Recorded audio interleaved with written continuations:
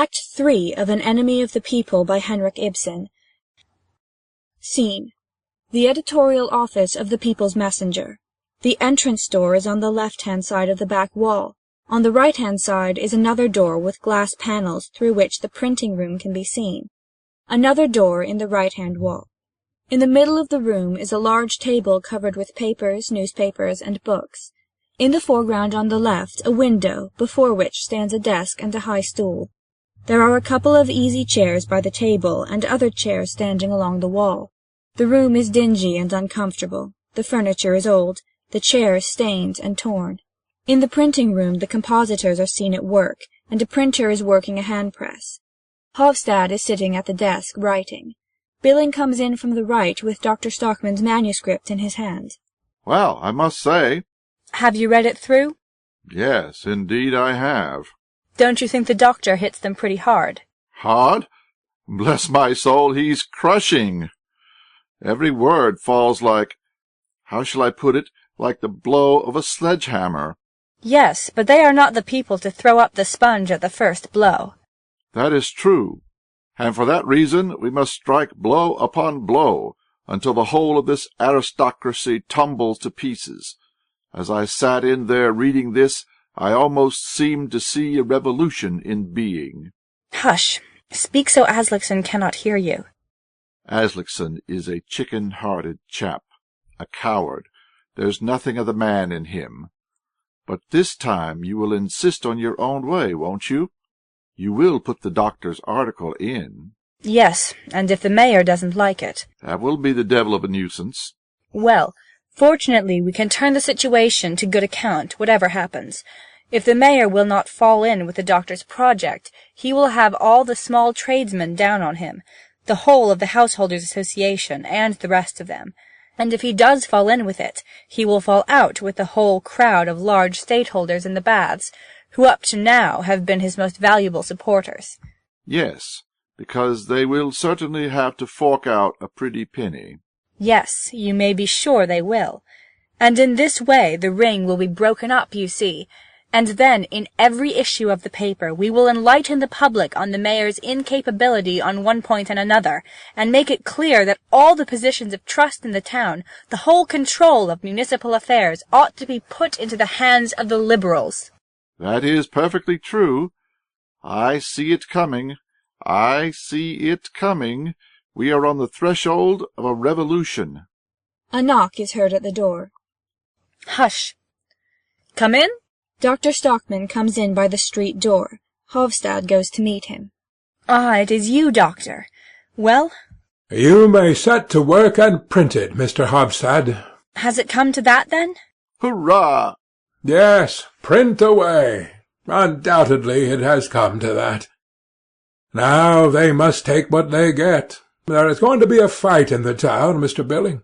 War to the knife, I hope. We will get our knives to their throats, Doctor. This article is only a beginning. I have already got 4 or 5 more sketched out in my head. Where is Aslickson? Aslickson, just come here for a minute. 4 or 5 more articles, did you say? On the same subject? No, far from it, my dear fellow. No, they are about quite another matter. But they all spring from the question of the water supply and the drainage. One thing leads to another, you know. It is like beginning to pull down an old house, exactly. Upon my soul, it's true. You find you are not done till you have pulled all the old rubbish down. Pulled down? You are not thinking of pulling down the baths, surely, Doctor? Far from it. Don't be afraid. No, we meant something quite different. Well, what do you think of my article, Mr. Hofstad? I think it is simply a masterpiece. Do you really think so? Well, I am very pleased, very pleased. It is so clear and intelligible. One need have no special knowledge to understand the bearing of it. You will have every enlightened man on your side. And every prudent man, too, I hope. The prudent and the imprudent, almost the whole town. In that case, we may venture to print it. I should think so. We will put it in tomorrow morning. Of course, you must not lose a single day. What I wanted to ask you, Mr. Aslickson, was if you would supervise the printing of it yourself. With pleasure. Take care of it as if it were a treasure. No misprints. Every word is important. I will look in again a little later. Perhaps you will be able to let me see a proof. I can't tell you how eager I am to see it in print, and see it burst upon the public. Burst upon them, yes, like a flash of lightning. And to have it submitted to the judgment of my intelligent fellow townsmen. You cannot imagine what I have gone through today. I have been threatened, first with one thing and then with another. They have tried to rob me of my most elementary rights as a man. What? Your rights as a man? They have tried to degrade me, to make a coward of me, to force me to put personal interests before my most sacred convictions. That is too much. I'm damned if it isn't. Oh, you mustn't be surprised at anything from that quarter. Well, they will get the worst of it with me. They may assure themselves of that. I shall consider the people's messenger my sheet anchor now, and every single day I will bombard them with one article after another, like bombshells. Yes, but— Hurrah! It is war! It is war! I shall smite them to the ground. I shall crush them. I shall break down all their defences before the eyes of the honest public. That is what I shall do. Yes, but in moderation, Doctor. Proceed with moderation. Not a bit of it. Not a bit of it.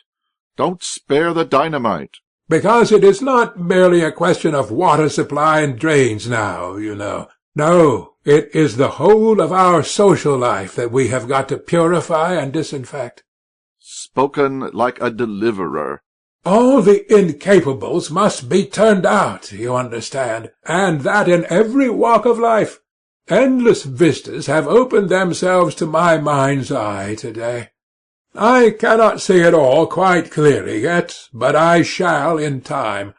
Young and vigorous standard-bearers, those are what we need and must seek, my friends. We must have new men in command at all our outposts. Hear, hear. We only need to stand by one another, and it will all be perfectly easy. The revolution will be launched like a ship that runs smoothly off the stocks. Don't you think so? For my part, I think we have now a prospect of getting the municipal authority into the hands where it should lie. And if only we proceed with moderation, I cannot imagine that there will be any risk. Who the devil cares whether there is any risk or not? What I am doing in the name of truth, and for the sake of my conscience. You are a man who deserves to be supported, Doctor. Yes, there is no denying that the Doctor is a true friend to the town. A real friend to the community, that he is. Take my word for it, Aslaksen. Dr. Stockman is a friend of the people. I fancy the Householders' Association will make use of that expression before long. Thank you, my dear staunch friends. It is very refreshing to me to hear you say that. My brother called me something quite different. By Jove, he shall have it back, with interest. But now I must be off to see a poor devil. I will come back, as I said. Keep a very careful eye on the manuscript, Aslaksen, and don't for worlds leave out any of my notes of exclamation. Rather put in one or two more in.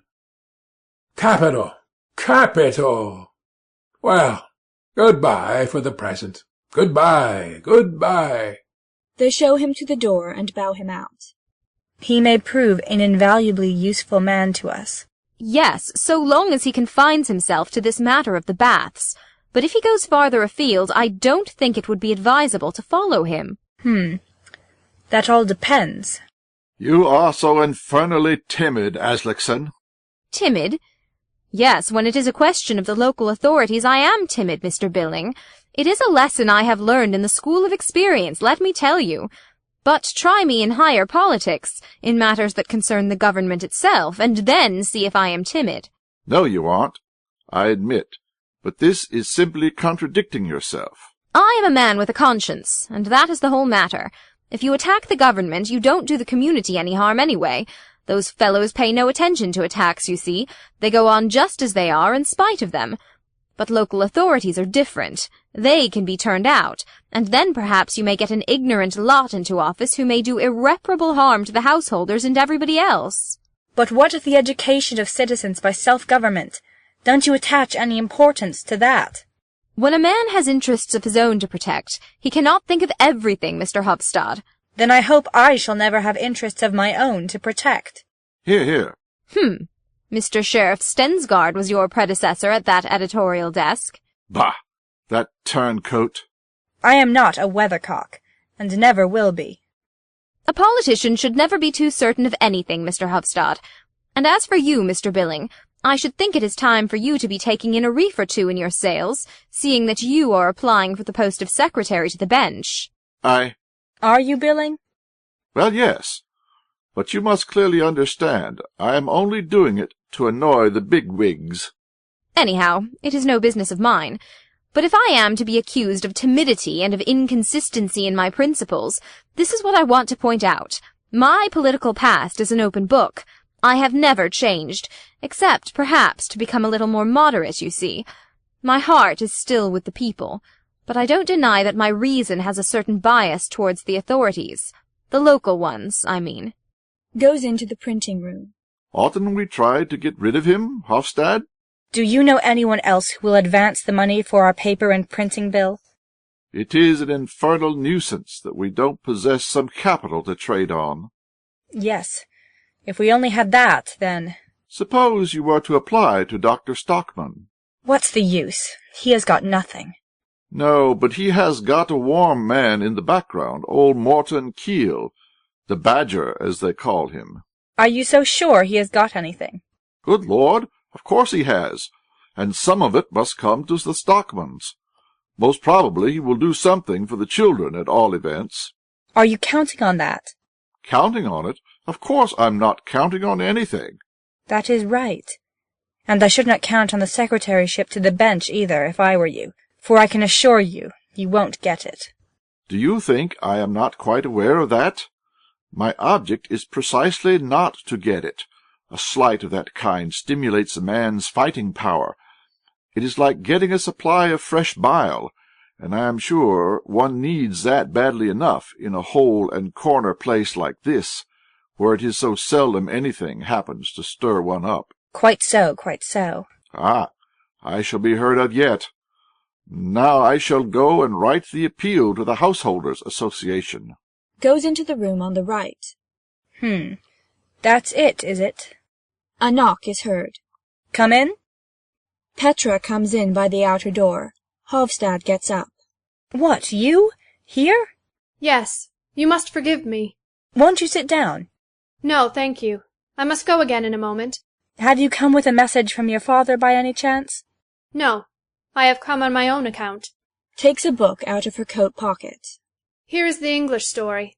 Why have you brought it back? Because I am not going to translate it. But you promised me, faithfully. Yes, but then I had not read it. I don't suppose you have read it either. No, you know quite well I don't understand English, but— Quite so. That is why I wanted to tell you that you must find something else. You can't use this for the People's Messenger. Why not? Because it conflicts with all your opinions. Oh, for that matter. You don't understand me. The burden of this story is that there is a supernatural power that looks after the so-called good people in this world and makes everything happen for the best in their case, while all the so-called bad people are punished. Well, but that is all right. That is just what our readers want. And are you going to be the one to give it to them? For myself, I do not believe a word of it. You know quite well that things do not happen so in reality. You are perfectly right.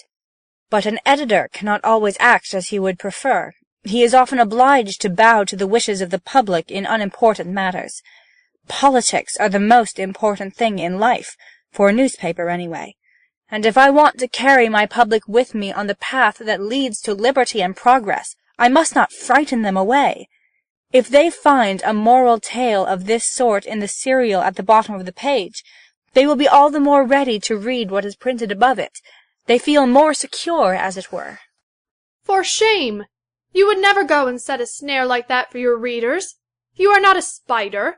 Thank you for having such a good opinion of me. No, as a matter of fact, that is Billings' idea and not mine. Billings? Yes. Anyway, he propounded that theory here one day, and it is Billing who is so anxious to have that story in the paper. I don't know anything about the book. But how can Billing, with his emancipated views? Oh, Billing is a many-sided man. He is applying for the post of secretary to the bench, too, I hear. I don't believe it, Mr. Hofstad. How could he possibly bring himself to do such a thing? Ah, you must ask him that. I should never have thought it of him. No? Does it really surprise you so much? Yes. Or perhaps not altogether. Really, I don't quite know. We journalists are not much worth, Miss Stockman. Do you really mean that? I think so sometimes. Yes, in the ordinary affairs of everyday life, perhaps. I can understand that. But now, when you have taken a weighty matter in hand. This matter of your father's, you mean? Exactly. It seems to me that now you must feel you are a man worth more than most. Yes. Today I do feel something of that sort. Of course you do, don't you? It is a splendid vocation you have chosen, to smooth the way for the march of unappreciated truths and new and courageous lines of thought. If it was nothing more than because you stand fearlessly in the open and take up the cause of an injured man. Especially when that injured man is... I don't rightly know how to... When that man is so upright and so honest, you mean? Especially when he is your father, I meant. That? Yes, Petra. Miss Petra. Is it that is the first and foremost with you? Not the matter itself? Not the truth?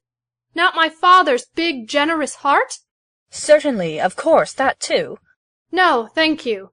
You have betrayed yourself, Mr. Hofstad, and now I shall never trust you again in anything. Can you really take it so amiss in me that this is mostly for your sake? What I am angry with you for is for not having been honest with my father. You talk to him as if the truth and the good of the community were what lay nearest to your heart.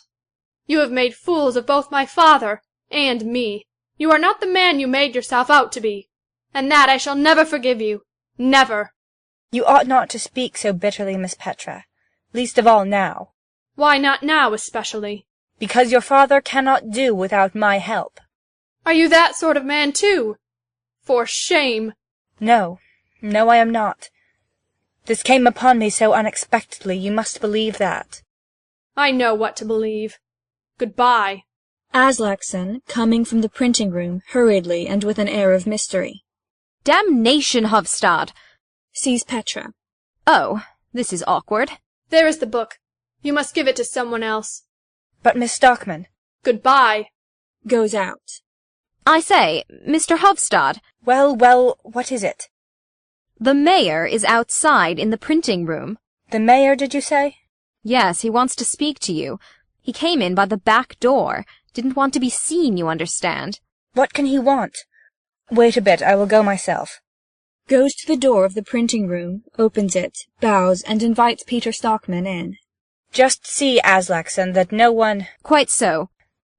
You did not expect to see me here, Mr. Hofstad? No, I confess I did not. You are very snug in here. Very nice indeed. Oh? And here I come, without any notice, to take up your time. By all means, Mr. Mayor. I am at your service. But let me relieve you of your... Takes Stockman's hat and stick and puts them on a chair. Won't you sit down? Thank you. I have had an extremely annoying experience today, Mr. Hofstad. Really? Ah, well, I expect with all the various business you have to attend to. The medical officer of the baths is responsible for what happened today. Indeed, the doctor. He has addressed a kind of report to the baths committee on the subject of certain supposed defects in the baths. Has he indeed? Yes. Has he not told you? I thought he said... Ah, yes. It is true he did mention something about... Aslaksen, coming from the printing room. I ought to have that copy. Ahem. There it is on the desk. Right. But look there. That is the thing I was speaking of. Yes, that is the doctor's article, Mr. Mayor. Oh, is that what you were speaking about? Yes, that is it. What do you think of it? Oh, I am only a layman, and I have only taken a very cursory glance at it. But you are going to print it? I cannot very well refuse a distinguished man. I have nothing to do with editing the paper, Mr. Mayor. I understand. I merely print what is put into my hands. Quite so. And so I must— No, but wait a moment, Mr. Aslaksen. You will allow me, Mr. Hofstad? If you please, Mr. Mayor. You are a discreet and thoughtful man, Mr. Aslaksen, I am delighted to hear you think so, sir. and a man of very considerable influence. Chiefly among the small tradesmen, sir. The small taxpayers are the majority, here as everywhere else. That is true.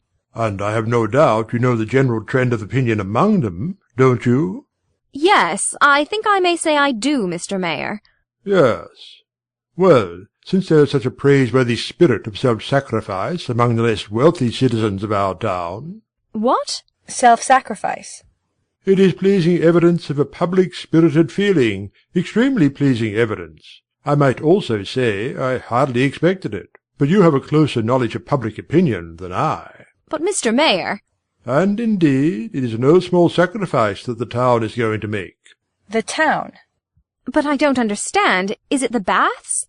At a provisional estimate, the alterations that the medical officer asserts to be desirable will cost somewhere about £20,000. That is a lot of money, but— Of course, it will be necessary to raise a municipal loan. Surely you never meant that the town must pay. Do you mean that it must come out of the municipal funds? Out of the ill-filled pockets of the small tradesmen? Well, my dear Mr. Aslaksen, where else is the money to come from? The gentlemen who own the baths ought to provide that.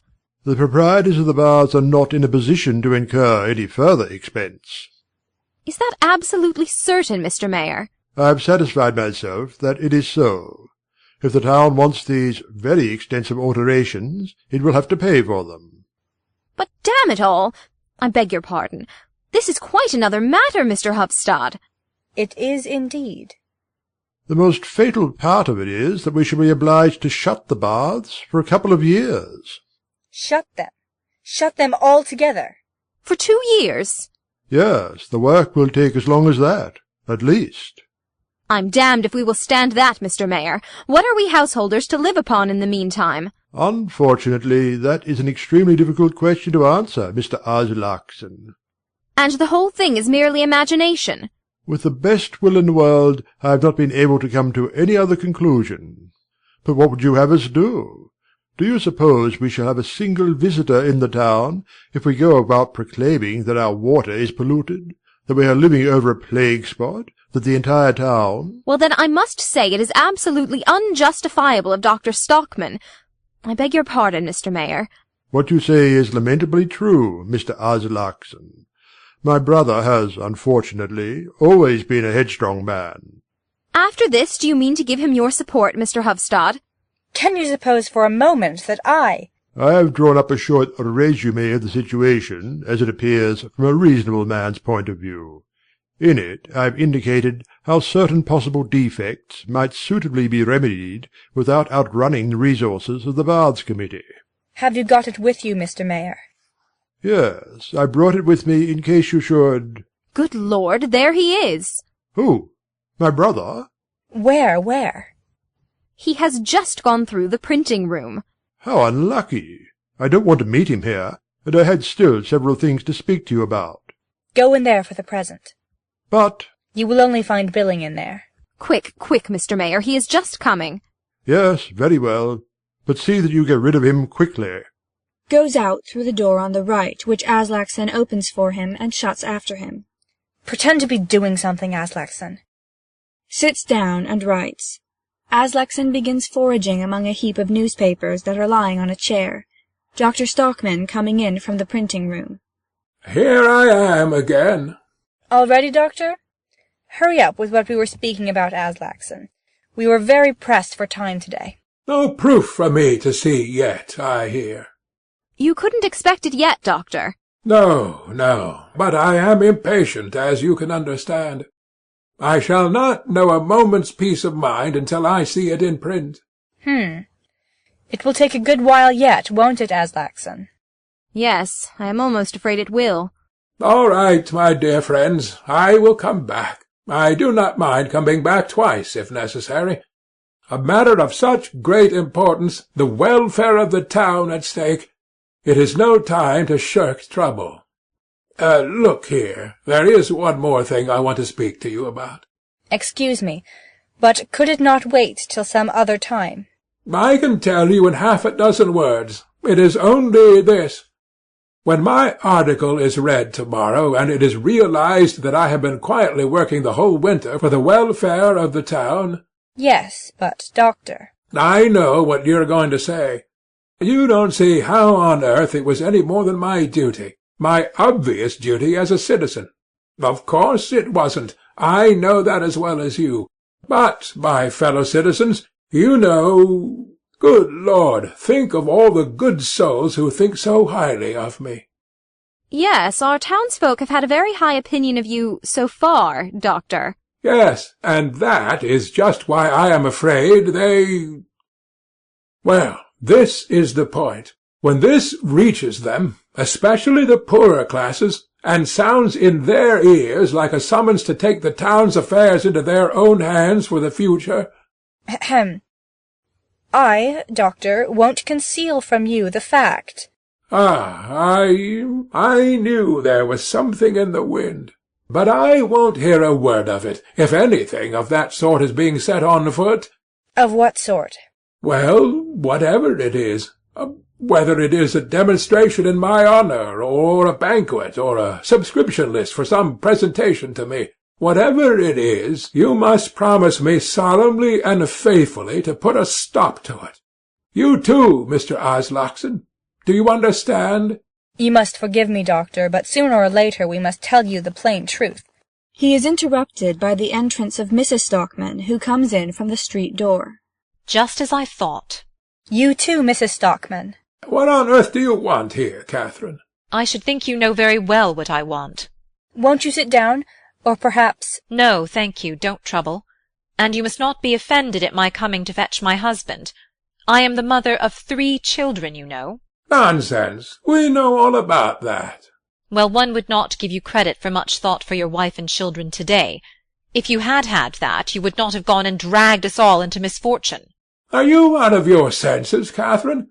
Because a man has a wife and children, is he not to be allowed to proclaim the truth? Is he not to be allowed to be an actively useful citizen? Is he not to be allowed to do a service to his native town? Yes, Thomas, in reason. Just what I say. Moderation in everything. And that is why you wrong us, Mr. Hofstad, in enticing my husband away from his home and making a dupe of him in all this. I certainly am making a dupe of no one. Making a dupe of me?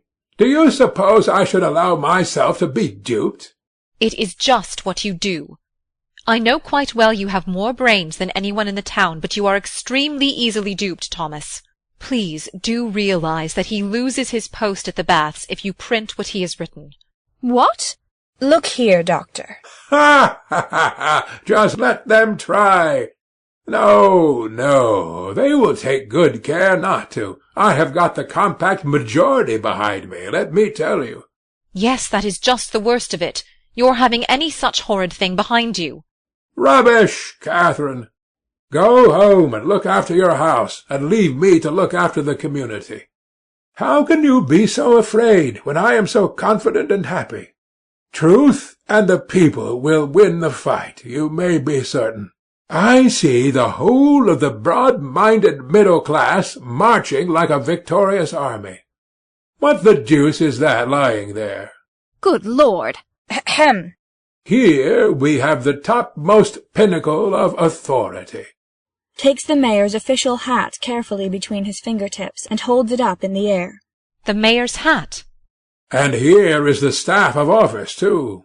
How in the name of all that's wonderful? Well, you see.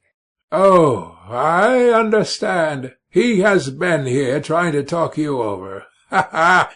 He made rather a mistake there. And as soon as he caught sight of me in the printing room— Did he run away, Mr. Aslaksen?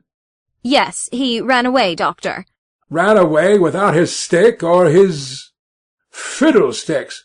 Peter doesn't run away and leave his belongings behind him. But what the deuce have you done with him?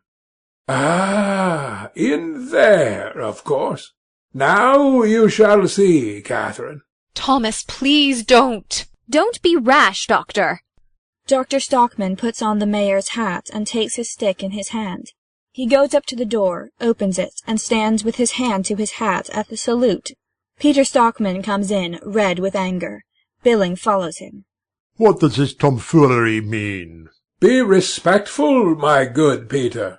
I am the chief authority in the town now. Really, Thomas?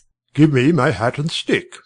If you are chief constable, let me tell you that I am the mayor. I am the master of the whole town. Please understand. Take off my hat, I tell you. Remember, it is part of an official uniform. Pooh! Do you think the newly awakened, lion-hearted people are going to be frightened by an official hat? There is going to be a revolution in town tomorrow, let me tell you. You thought you could turn me out, but now I shall turn you out of all your various offices. Do you think I cannot? Listen to me. I have triumphant social forces behind me. Hofstadt and Billing will thunder in the People's Messenger, and Aslaksen will take the field at the head of the whole Householders' Association. That I won't, Doctor. Of course you will. Ah, may I ask, then, if Mr. Hofstadt intends to join this agitation? No, Mr. Mayor. No, Mr. Hofstadt is not such a fool as to go and ruin his paper and himself for the sake of an imaginary grievance. What does this mean? You have represented your case in a false light, Doctor, and therefore I am unable to give you my support. And after what the mayor was so kind to tell me just now, A false light? Leave that part of it to me. Only print my article. I am quite capable of defending it. I am not going to print it. I cannot, and will not, and dare not print it. You dare not? What nonsense! You are the editor, and an editor controls his paper, I suppose. No, it is the subscribers, Doctor. Fortunately, yes. It is public opinion, the enlightened public, householders and people of that kind. They control the newspapers. And I have all these influences against me? Yes, you have. It would mean the absolute ruin of the community if your article were to appear. Indeed. My hat and stick, if you please. Dr. Stockman takes off the hat and lays it on the table with the stick. Peter Stockman takes them up. Your authority as mayor has come to an untimely end. We have not got to the end yet. Then it is quite impossible for you to print my article in the People's Messenger? Quite impossible. Out of regard for your family as well. You need not concern yourself about his family, thank you, Mr. Hofstadt. Peter Stockman, taking a paper from his pocket. It will be sufficient for the guidance of the public if this appears. It is an official statement. May I trouble you? Certainly I will see that it is printed. But not mine. Do you imagine that you can silence me and stifle the truth? You will not find it so easy as you suppose. Mr. Aslaksen, kindly take my manuscript at once and print it as a pamphlet, at my expense. I will have 400 copies. No, 500 or 600.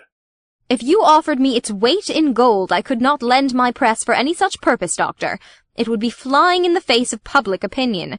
You will not get it printed anywhere in the town. Then give it me back. Here it is. It shall be made public all the same. I will read it out at a mass meeting of the townspeople. All my fellow citizens shall hear the voice of truth. You will not find any public body in the town that will give you the use of their hall for such a purpose. Not a single one, I am certain. nope, I'm damned if you will find one. But this is too shameful. Why should everyone turn against you like that? I will tell you why. It is because all the men in this town are old women, like you. They all think of nothing but their families, and never of the community. Then I will show them that an old woman can be a man for once. I am going to stand by you, Thomas. Bravely said, Catherine. It shall be made public, as I am a living soul. If I can't hire a hall, I shall hire a drum, and parade the town with it, and read it at every street corner. You are surely not such an errant fool as that. Yes, I am. You won't find a single man in the whole town to go with you. No, I'm damned if you will. Don't give in, Thomas. I will tell the boys to go with you. That's a splendid idea. Morton will be delighted, and Eilif will do whatever he does. Yes, and Petra, and you too, Catherine. No, I won't do that. But I will stand at the window and watch you. That's what I will do. Thank you, my dear. Now, you and I are going to try a fall, my fine gentleman. I am going to see whether a pack of cowards can succeed in gagging a patriot who wants to purify society. He and his wife go out by the street door. Now he has sent her out of her senses too. End of Act